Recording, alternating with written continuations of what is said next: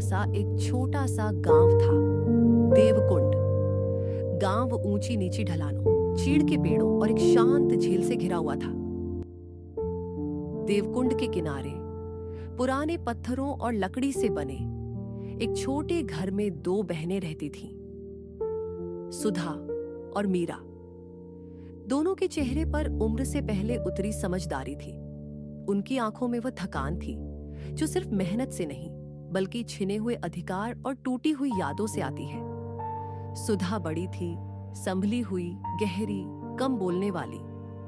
मीरा छोटी थी, नर्म दिल, जल्दी रो पड़ने वाली, मगर भीतर से बेहद साफ और सच्ची। दोनों उसी घर में नहीं पली थीं जहां अब रहती थीं। उनका असली घर गांव के बीचों बीच था, एक बड़ा पुश्तैनी मकान जिसके आंगन में अखरोट का पेड़ था, दीवार के पास तुलसी चौरा था और बरामदे में उनकी मां की हंसी की गूंज अब भी हवा में कहीं अटकी होगी अगर कोई सुन पाता तो। उनकी मां सरोज बहुत पहले गुजर गई थी। मां के जाने के बाद उनके पिता वीरेंद्र ठाकुर ने दूसरी शादी की। नई पत्नी का नाम था कमला।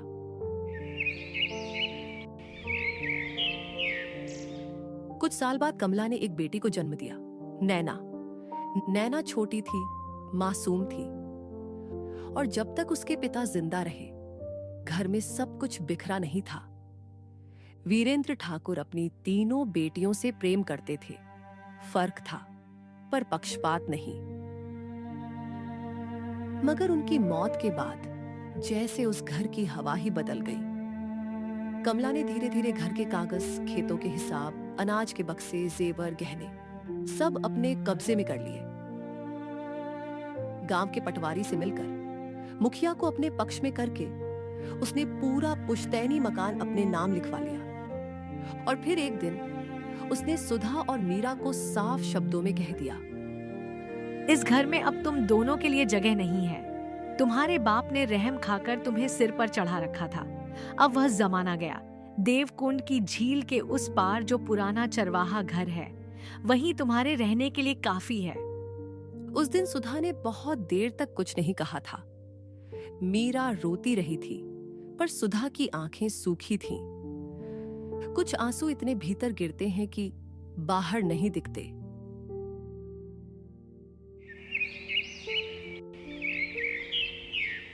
एक ठंडी सुबह थी। धुएं की हल्की रेखा कच्चे चूल्हे से उठ रही थी। मीरा लकड़ी के बर्तन में पानी डाल रही थी। उसके हाथ ठंड से फट चुके थे। सुधा सूखी घास बटोर कर लाई थी और उसे कोने में जमा कर रही थी।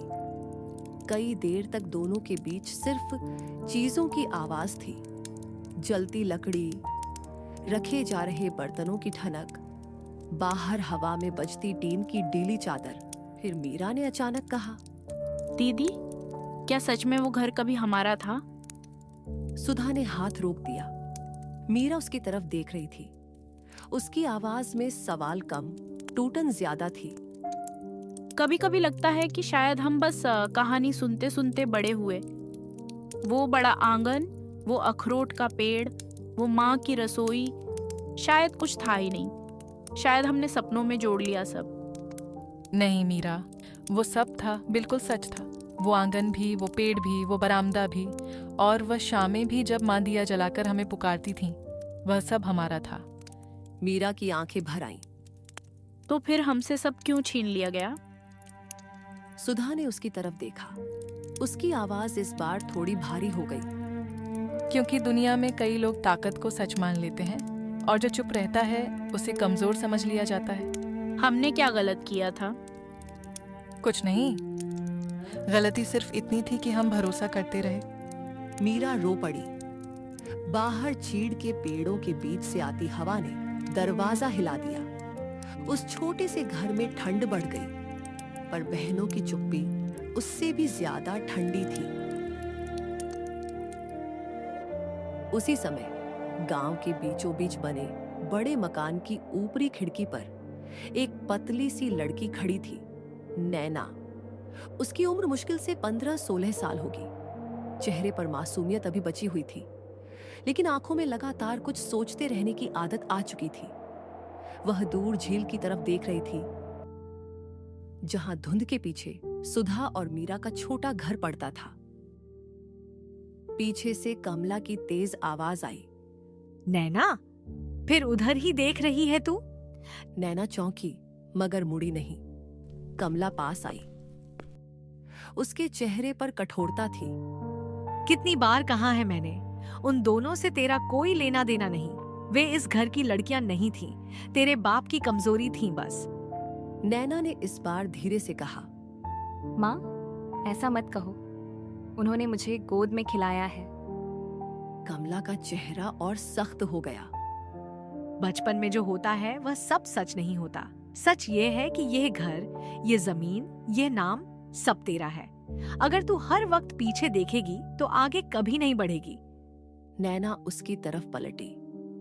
उसकी आंखों में एक दर्द था जो उम्र से बड़ा था। खून का रिश्ता इतना आसान होता है क्या माँ? मैं उन्हें कैसे भूल जाऊं? सुधा दीदी ने मुझे लिखना सिखाया था। मीरा दीदी मुझे डर लगने पर सुलाती थी। कमला ने नजर फेर ली। तू अभी बच्ची है, दुनिया नहीं जानती। शायद, नैना ने धीमे से कहा। पर इतना समझती हूँ कि किसी का हक छीनकर सुख नहीं मिलता। कमला ने कुछ नहीं कहा, लेकिन उसकी खामोशी में चुभन थी। उस शाम झील के किनारे हवा कुछ ज्यादा ठंडी थी। मीरा बाहर पत्थर पर बैठी थी। पानी काला पड़ता जा रहा था। सुधा उसके पास आकर बैठ गई। मीरा बोली, दीदी, अगर हम एक दिन वापस उस घर के सामने जाकर खड़े हों तो क्या होगा? कुछ नहीं। सुधा ने कहा। या शायद बहुत कुछ। कमला हमें भगा देगी। शायद। गांव वाले तमाशा देखेंगे। शायद। और नैना? इस बार सुधा चुप रही। कुछ देर बाद बोली, रिश्ते अगर सच्चे हों तो देर हो सकती है, खत्म नहीं होते। इतने में मीरा ने झील के उस पार से आती एक परछाई देखी।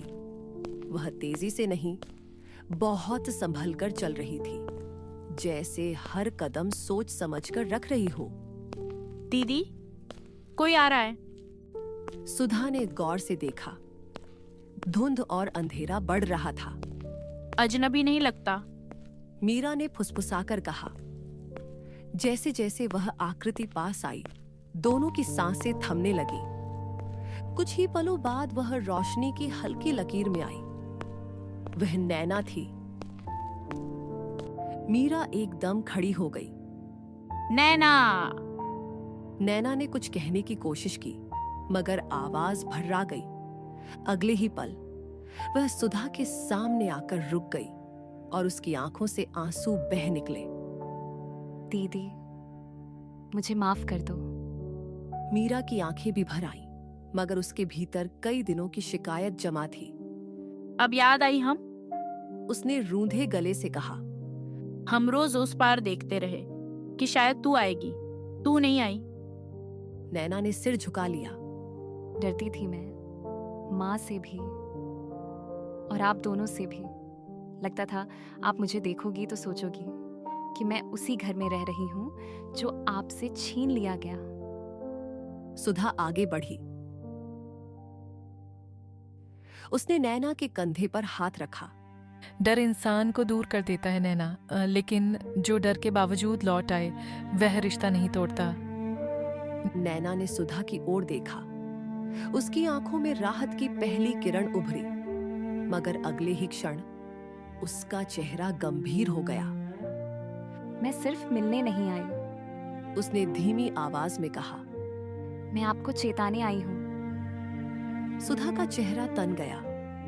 क्या हुआ? नैना ने इधर उधर देखा, फिर दबे स्वर में बोली।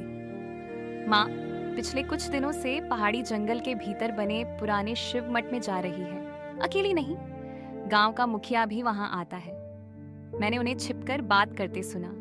माँ कह रही थी कि झील पार वाला घर भी अपने हाथ में लेना है, और अगर रास्ते में कोई अड़चन आए तो उसे हटाना भी पड़े तो पीछे नहीं हटना। मीरा के हाथ ठंडे पड़ गए। हटाना मतलब? नैना की आवाज कांप गई। मुझे डर है, वो आप दोनों को नुकसान पहुंचा सकती है। कई क्षण तक कोई कुछ नहीं बोला, सिर्फ झील का पानी हिल रहा था। फिर सुधा ने धीरे मगर बहुत स्पष्ट स्वर में कहा, तो अब वक्त आ गया है कि हम डरकर चुप बैठना छोड़ दें।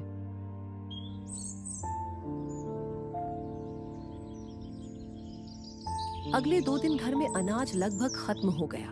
मिट्टी के बर्तन में बस मुट्ठी भर चावल बचे थे।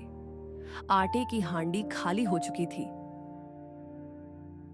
मीरा ने चूल्हे के पास बैठते हुए कहा, दीदी, अगर ऐसे ही रहा तो 2 दिन बाद हमारे पास कुछ भी नहीं बचेगा।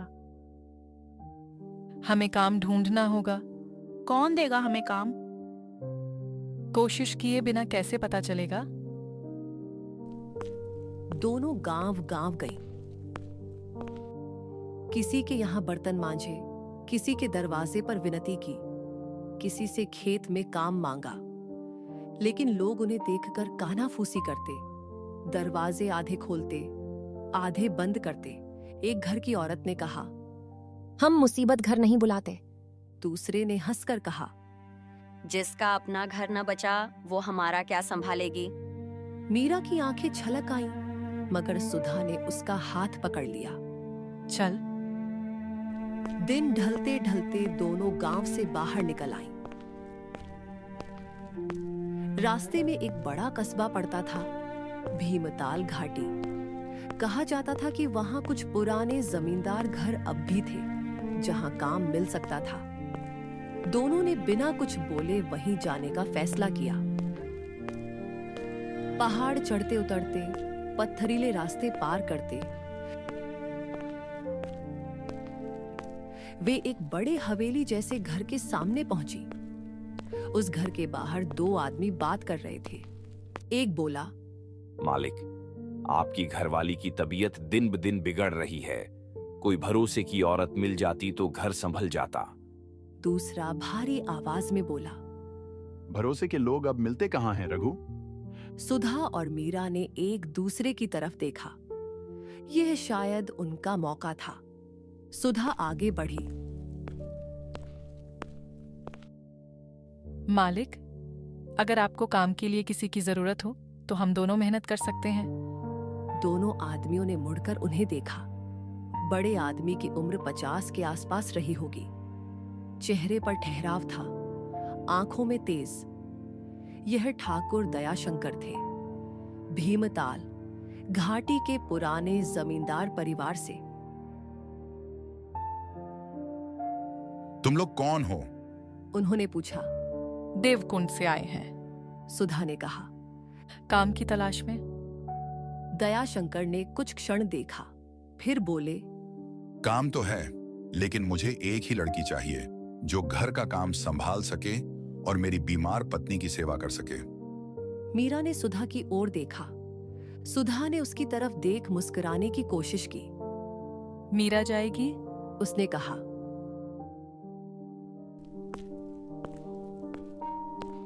नहीं दीदी, आप। तू जाएगी? सुधा ने धीमे मगर तय स्वर में कहा। तू लोगों के दिल में जल्दी जगह बना लेती है। दयाशंकर ने सिर हिलाया। ठीक है, कल सुबह आ जाना। अगर काम ठीक किया तो रखा जाएगा।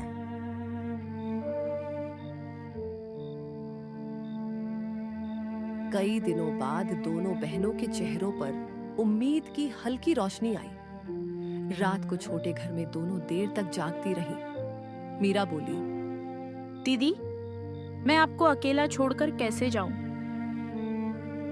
अकेली कहाँ हूँ? सुधा ने हल्की मुस्कान के साथ कहा। तेरी हिम्मत मेरे साथ है, और फिर अब डरकर बैठेंगे तो वही लोग जीतेंगे जो हमें मिटा देना चाहते हैं। मीरा चुप हो गई। उसकी आंखें फिर भी भरी हुई थीं। लेकिन दीदी, उसने धीमे से कहा, अगर सच में कमला और मुखिया कुछ गलत करने की सोच रहे हैं तो? सुधा ने दीवार पर टंगी पुरानी लालटेन को देखा, फिर बहुत शांत स्वर में बोली, तो इस बार हम पहले जैसे चुप नहीं रहेंगे। रात गहरी हो चुकी थी। पहाड़ी हवा लकड़ी के दरवाजे की झिड़ियों से भीतर घुस रही थी। बाहर कहीं दूर कुत्ते भौंक रहे थे। दोनों बहनें चुपचाप लेट गईं, लेकिन नींद दोनों की आंखों से दूर थी। मीरा सोच रही थी कि कल से उसकी जिंदगी बदलने वाली है। सुधा सोच रही थी कि आने वाले दिनों में शायद उनकी किस्मत भी बदलनी पड़े, वरना वही उन्हें निकल जाएगी।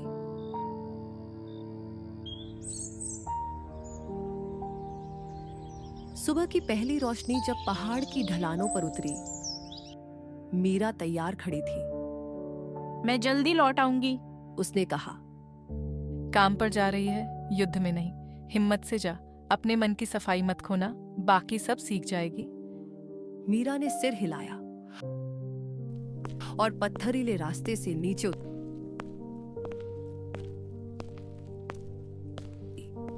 सुधा लंबे समय तक उसे जाती हुई देखती रही। जब मीरा मोड़ के पीछे ओझल हो गई, तब वह अंदर आई, चूल्हे की बुझी राख को रेदी और घर के कोनों को देखने लगी जैसे पहली बार देख रही हो। यह घर छोटा था, टूटा था, पर अब यही उनका आसरा था और शायद यही अगला निशाना भी।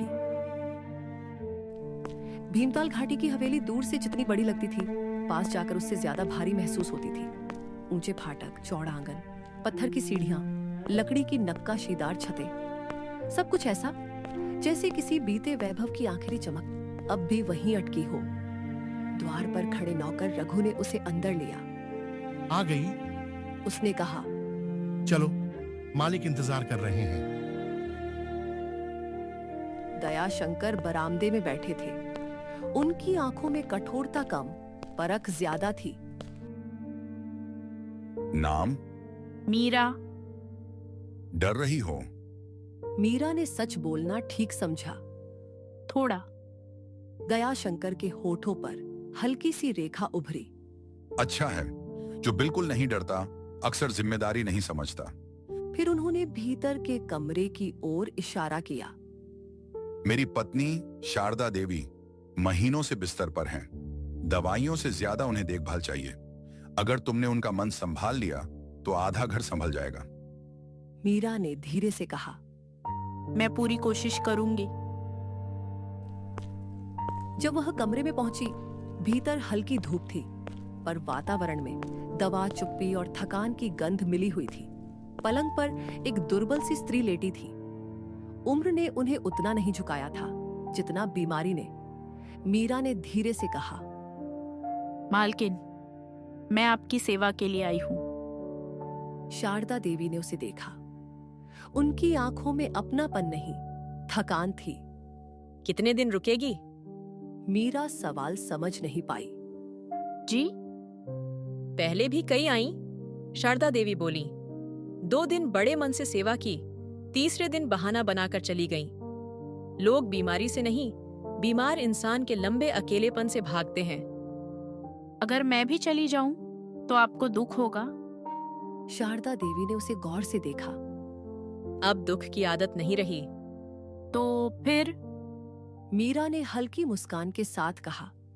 इस बार आदत बदल देते हैं। शारदा देवी की आंखों में पहली बार हल्की सी जिज्ञासा उतरी। उस दिन मीरा ने कमरे की खिड़की खोली, बिस्तर ठीक किया, दवा समय पर दी, बाल सुलझाए और सबसे बड़ी बात, वह बीच बीच में बातें करती रही। अपने बारे में बहुत नहीं, पर इतना कि कमरे की चुप्पी को आवाज मिल जाए। शाम तक शारदा देवी ने पहली बार बिना झुझलाए खाना खाया।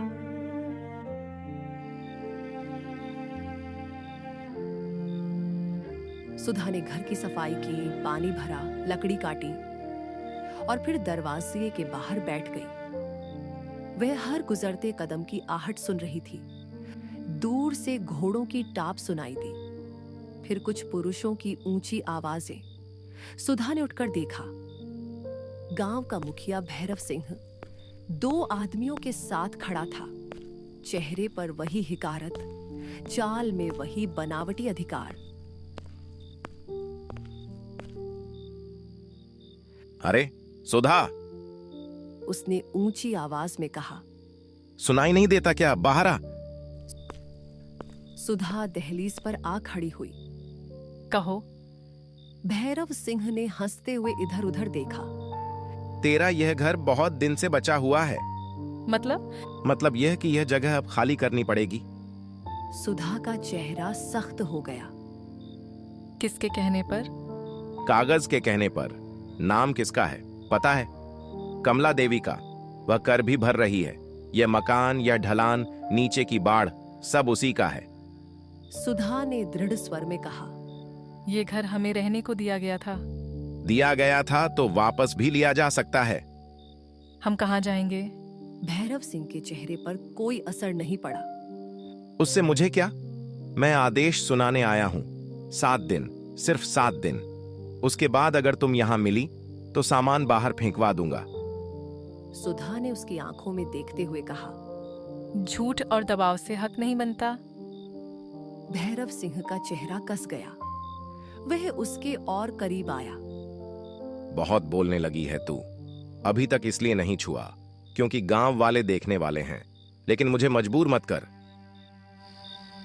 यह कहकर वह मुड़ा और चला गया। उसके लोग जाते जाते घर को ऐसे देख रहे थे जैसे जल्द ही यह उनका होगा। सुधा दरवाजे पर काफी देर खड़ी रही। उसके चेहरे पर डर था, पर उससे गहरा कुछ और था, निर्णय। शाम ढल गई। मीरा लौटते ही समझ गई कि कुछ ठीक नहीं। दीदी, क्या हुआ? सुधा ने सब बता दिया।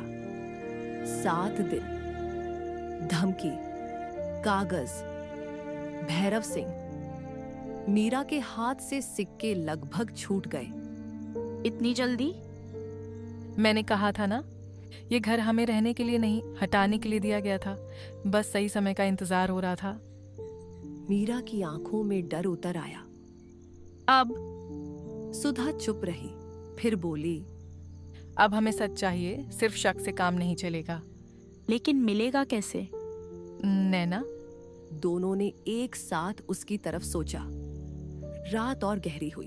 अचानक दरवाजे पर बहुत हल्की सी खटखटाहट हुई। दोनों बहनें चौंक गईं। सुधा ने हाथ से मीरा को पीछे रहने का इशारा किया और धीरे से कुंडी खोली। बाहर नैना खड़ी थी। सांस तेज चल रही थी, चेहरा घबराया हुआ था। अंदर आ, सुधा ने फौरन कहा। नैना भीतर आते ही बोली।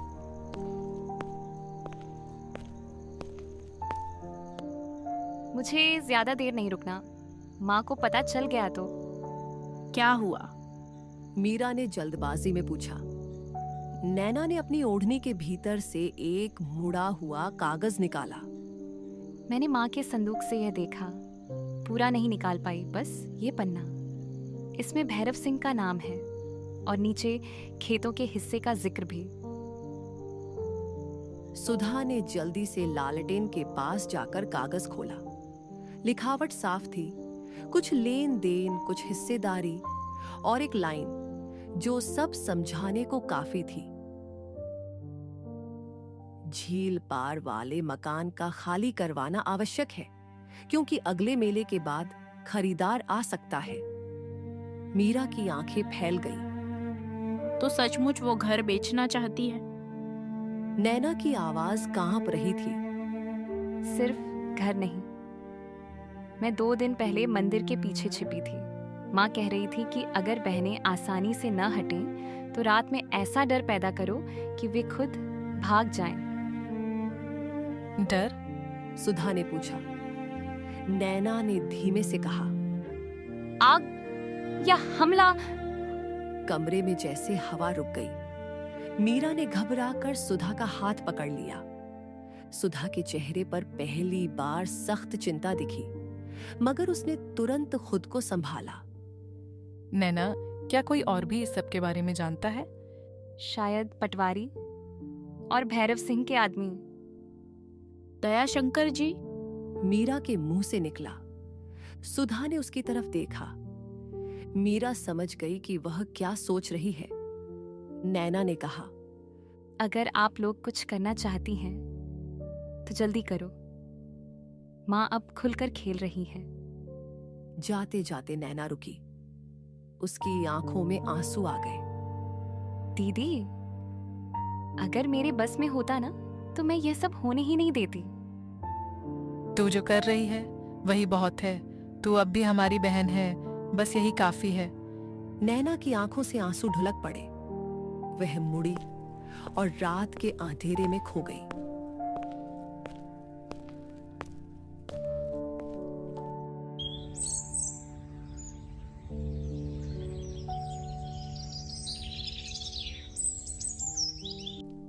अगली सुबह मीरा काम पर गई, मगर उसका मन हवेली में नहीं अटका। हर थोड़ी देर में उसकी नजर दरवाजे की तरफ उठ जाती। शारदा देवी ने यह महसूस कर लिया। क्या बात है? उन्होंने पूछा। आज तेरे हाथ काम कर रहे हैं, मन नहीं। मीरा खुद को रोक नहीं पाई। उसने सारी बात बता दी। घर, धमकी, कागज, नैना, आग का डर। शारदा देवी लंबी देर तक सुनती रही। फिर उन्होंने रघु को बाहर भेज दिया और शांत स्वर में कहा, मीरा, इस इलाके के लोग दयाशंकर जी को सिर्फ जमींदार समझते हैं, पर वे पुराने कागजों और कानून की बहुत समझ रखते हैं। अगर किसी ने झूठे कागज बनवाए हैं तो वह पकड़ सकते हैं। मीरा की आंखों में उम्मीद चमकी। सच?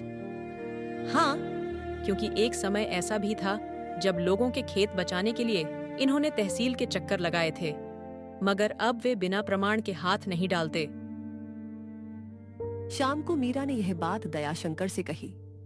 दयाशंकर का चेहरा गंभीर हो गया। अगर कमला ने कागज बनवाए हैं तो या तो धोखे से बनवाए हैं या किसी ने आंख मूंदकर हस्ताक्षर किए हैं। असली बात पटवारी के रजिस्टर में मिलेगी, लेकिन वह सीधी तरह से दिखाएगा नहीं। तो फिर? मीरा ने पूछा। दयाशंकर थोड़ी देर सोचते रहे, फिर बोले, मुझे 2 दिन दो, मैं तहसील से पुराने दाखिल खारिज का ब्यौरा निकलवाने की कोशिश करता हूँ। मीरा के स्वर में कंपी थी। 2 दिन बहुत होंगे क्या? वे लोग कुछ कर ना दे? दयाशंकर ने उसकी तरफ देखा। आज से रात में तुम दोनों अकेली नहीं रहोगी। जी? मैं रघु को और एक आदमी को वहां भेजूंगा।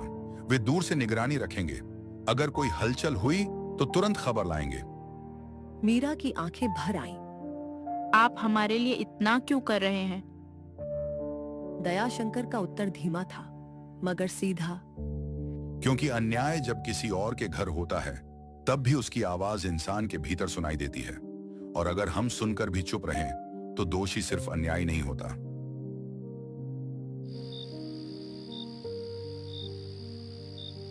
उस रात सुधा अकेली नहीं थी।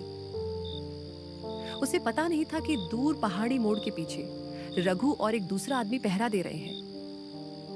उसने बस इतना जाना कि मीरा ने लौटकर कहा, आज दरवाजा भीतर से अच्छी तरह बंद कर लेना। आधी रात के करीब अचानक बाहर खुरचने जैसी आवाज आई। फिर किसी ने घर की पिछली दीवार के पास सूखी घास फेंकी। सुधा तुरंत उठ बैठी। उसके कान चौकन्ने हो गए। वह दरार से झांकने लगी। 2 धुंधली आकृतियां पीछे की ओर झुकी हुई थीं। अगले ही क्षण चिंगारी सी चमकी। सुधा का कलेजा धक से रह गया। मीरा, पानी। दोनों ने हड़बड़ाकर मटका उठाया। उसी पल बाहर से रघु की गर्जती आवाज आई। उसी पल बाहर से रघु की गर्जती आवाज आई। कौन है वहां? एक आदमी भागा, दूसरा लड़खड़ाया। सूखी घास पूरी तरह पकड़ नहीं पाई थी, वरना पिछली दीवार आग से घिर जाती। रघु और उसका साथी दौड़ते हुए पीछे पहुंचे। भागते कदमों की आवाज दूर चली गई। सुधा और मीरा बाहर आईं। हवा में जली घास की गंध थी। दीवार के पास काला निशान पड़ गया था। मीरा कांप रही थी। दीदी, अगर... सुधा ने उसका हाथ कसकर पकड़ लिया। उसकी अपनी उंगलियां भी कांप रही थीं, मगर आवाज ठोस थी। अब साबित हो गया, वे सिर्फ डराना नहीं चाहते, वे हमें मिटाना चाहते हैं। रघु ने झुककर जमीन पर पड़ी चीज उठाई, एक मोटा कपड़े का टुकड़ा जिस पर हल्दी रंग का दाग था। यह भैरव सिंह के आदमी अक्सर कमर में बांधते हैं, उसने कहा। सुधा ने पहली बार राहत की तरह क्रोध महसूस किया। अब उसके पास डर नहीं, प्रमाण बनने लगे थे।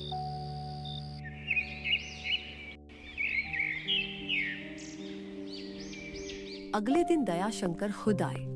उनके साथ तहसील का एक बूढ़ा लेखपाल भी था, जिसे वे अपने साथ लेकर आए थे। उसके हाथ में पुरानी नकलें थीं। बरामदे में चारपाई पर कागज फैलाए गए। सुधा, मीरा, नैना जो चुपचाप आ पहुंची थी। दयाशंकर ने कागज पर उंगली रखकर कहा, ये देखो, तुम्हारे पिता वीरेंद्र ठाकुर की मृत्यु के समय संपत्ति का जो ब्यौरा तैयार हुआ था, उसमें मुख्य मकान और खेती की जमीन संयुक्त रूप से दर्ज थी। अलग अलग उत्तराधिकार का स्पष्ट बंटवारा नहीं हुआ था। सुधा ने ध्यान से सुना। मीरा सब समझ नहीं रही थी, पर उसका चेहरा आशंका से भरा था। लेखपाल बोला, मतलब यह कि बिना सब वारिसों की जानकारी या विधि के एक व्यक्ति के नाम एक मुश्त चढ़ाना सीधा काम नहीं था। और यह दयाशंकर ने दूसरा कागज उठाया। 6 महीने बाद की नकल है। इसमें कमला देवी के नाम हस्तांतरण दिखाया गया है, लेकिन यहाँ गवाहों के हस्ताक्षर में गड़बड़ी है। कौन सी? सुधा ने पूछा। दयाशंकर ने कहा, एक गवाह उस तारीख से 3 महीने पहले मर चुका था। कुछ क्षणों तक सन्नाटा रहा। मीरा की आंखें फैल गईं। मतलब कागज झूठे हैं? दयाशंकर ने सीधी नजर से कहा, कम से कम यह साबित करने लायक संदेह तो है, और अगर गवाही मिली तो मामला पलट सकता है। नैना की सांस अटक गई। माँ, इतना नीचे गिर सकती है? सुधा ने उसकी ओर देखा। उसके स्वर में कटुता नहीं, थकान थी। लालच इंसान को पहले अंधा करता है, फिर पत्थर। दयाशंकर ने आगे कहा, अब 2 रास्ते हैं, या तो चुपचाप हट जाओ या लड़ो। मीरा ने घबराकर सुधा की तरफ देखा। सुधा ने बिना देर किए कहा, हम लड़ेंगे। उस एक वाक्य में वर्षों की चुप्पी टूट गई।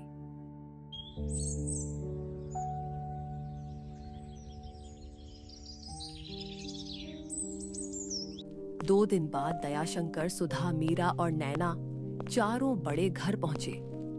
कमला बरामदे में बैठी थी। भैरव सिंह भी वहीं था, जैसे पहले से खबर हो। कमला ने तीनों लड़कियों को साथ देखा तो चेहरा कस गया। ये तमाशा क्या है? दयाशंकर आगे बढ़े। तमाशा नहीं, बात साफ करने आए हैं। भैरव सिंह ने तिरस्कार से कहा, कौन सी बात? दयाशंकर ने कागज उसके सामने डाल दिए। यह कि जिन कागजों के दम पर तुम इन लड़कियों को बेघर करना चाहते हो, उनमें मरा हुआ गवाह जिंदा बनकर हस्ताक्षर कर रहा है। भैरव सिंह के चेहरे पर एक पल के लिए रंग उड़ा, मगर उसने संभाल लिया। झूठ।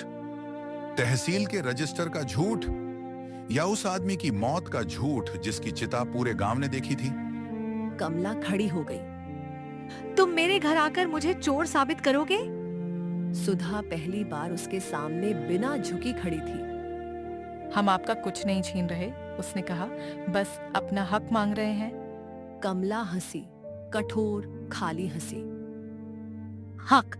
जब तुम्हारी माँ मरी थी तब ये घर कौन संभाल रहा था? तुम्हारे पिता के बाद खेत खलिहान किसने देखे? मैंने। और आज तुम मुझे ही कटघरे में खड़ा करोगी? मीरा की आवाज भर्रा गई। संभाला था या कब्जा किया था? कमला ने उसे घूरा। तुझे बोलना किसने सिखाया? तभी नैना आगे आई। उसकी आवाज कांप रही थी, पर वह पीछे नहीं हटी। सच ने? कमला जैसे जड़ हो गई। नैना? नैना की आंखें भीग गईं, मगर इस बार उनमें डर से ज्यादा दर्द था। माँ, मैंने बहुत दिन चुप रहकर आपको समझने की कोशिश की, पर जो आपने किया वह घर बचाना नहीं था, घर तोड़ना था। कमला के चेहरे पर क्षण भर के लिए स्तब्धता आई, फिर गुस्सा। तू भी इनके साथ? नैना ने धीरे से कहा। मैं किसी के खिलाफ नहीं हूं, मैं बस गलत के साथ नहीं हूं। बरामदे में खड़े नौकर, पड़ोसी, राह चलते लोग धीरे धीरे सब रुककर देखने लगे थे। बात अब 4 दीवारों में नहीं रही थी। दयाशंकर ने ऊंची आवाज में कहा, अगर 7 दिन के भीतर इन लड़कियों को दोबारा धमकाया गया या इनके घर के पास कोई हलचल हुई तो मैं खुद तहसील और अदालत जाऊंगा। और इस बार सिर्फ जायदाद का मामला नहीं होगा, जालसाजी, धमकी और आग लगाने की कोशिश भी जोड़ी जाएगी। भैरव सिंह ने बात बदलने की कोशिश की। साबित करो पहले। रघु आगे आया। उस रात मैं वहीं था। अब पहली बार भैरव सिंह के चेहरे पर असली चिंता दिखी। कमला कुछ पल चुप रही, फिर उसने भीतर जाने के लिए कदम बढ़ाए, मगर जाते जाते वह सुधा की तरफ मुड़ी और धीमे स्वर में बोली, तुम्हें लगता है जीत गई हो, लड़ाई अब शुरू हुई है। सुधा ने उसी ठंडे धैर्य से जवाब दिया, हम पहली बार डरी नहीं है, फर्क बस इतना है। उस दिन लौटते वक्त हवा अलग थी। समस्या खत्म नहीं हुई थी, पर अब अंधेरा अकेला नहीं था। अब उनके पास प्रमाण था, साथ था, और सबसे बड़ी बात आवाज थी। मीरा ने रास्ते में सुधा से पूछा, दीदी, क्या सच में हम अपना हक वापस ले पाएंगे? सुधा ने पहाड़ की ढलान पर उतरती धूप को देखा। पता नहीं, लेकिन अब हम बिना लड़े कुछ नहीं खोएंगे। नैना चुपचाप उनके साथ चल रही थी। कुछ दूर जाकर वह रुक गई। मैं रोज नहीं आ पाऊंगी, पर जो भी सुनूंगी बताऊंगी। अब मैं चुप नहीं रहूंगी। मीरा ने उसे गले लगा लिया। तू देर से आई, पर ठीक समय पर आई। नैना रो पड़ी।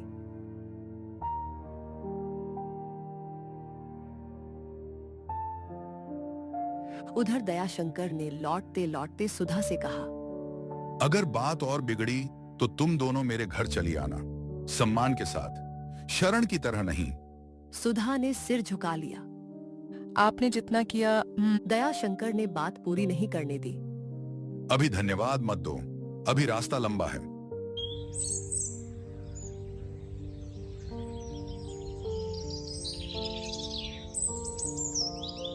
संध्या तक जब तीनों बहनें झील किनारे पहुंची तो पानी पर लाल आभा तैर रही थी।